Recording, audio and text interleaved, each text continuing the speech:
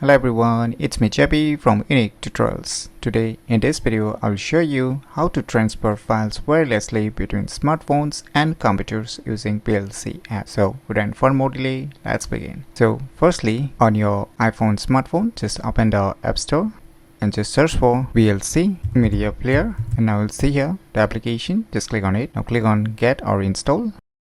So once the installation is done, just click on Open, click on Allow, click on Done. Now just click on this Browse option. Now here you will see here sharing via Wi-Fi. Just turn it on. Now you will see here one IP address. So you need to type this IP address on your respective computer web browser. So let me open a web browser. Now on the address bar, just type the IP address that is showing up on your respective VLC application. Now you will see here you can drop the file to send a file from your respective computer to your iPhone smartphones. So let me drag a file here.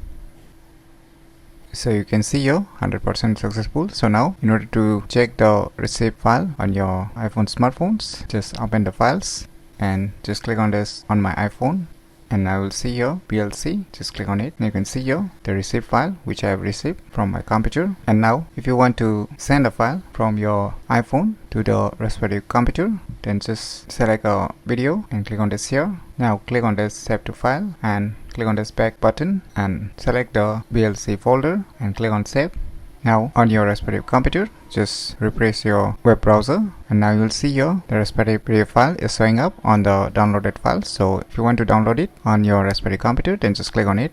Now you can see here the file will get downloaded and it will save on your respective internal storage. So by using these cool tricks, you can easily transfer files wirelessly between smartphones and computers using VLC app. So if you never known about these cool tricks, then you should definitely give it a try. So if you find this video tutorial useful, please click on the thumbs like button, and if you're new to our channel, click on the subscribe button, and lastly, thanks for watching.